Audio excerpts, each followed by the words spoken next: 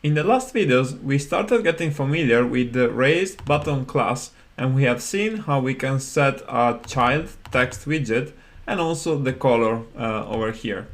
Soon enough, we will add more buttons to this page to represent the various sign-in options that will be available on this app. But before we do that, I want to discuss one additional property that we can configure to modify the look of our button. And that property is called shape. Now, what we want to do is to make our button's shape look like a rounded rectangle. So in Flutter, this is something that is relatively easy to do. So I'm going to go ahead and type some code and then I'll explain it. So here I'm going to add a shape property and I'm going to pass it a rounded rectangle border. Now to this object, I'm going to pass a border radius, and here I can specify a border radius dot all, and the value that I'm going to give it is radius dot circular,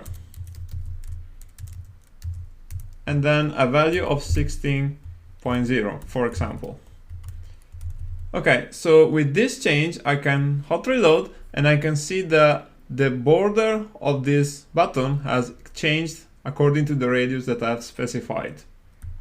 So this is maybe a little bit more code than we were hoping for, and the reason for that is that there are multiple shape objects that we could choose from, and for this shape, if we want, we can customize each corner of the rectangle to have a different radius. In practice, this is not something that you will need very often, but I just wanted to spend a little time to talk about shapes so that you know that they exist and how to use them. By all means, you're free to look up the documentation for all these classes. For now, I'm just going to change the border radius to something smaller, like 4 points, and we're going to continue on the next video.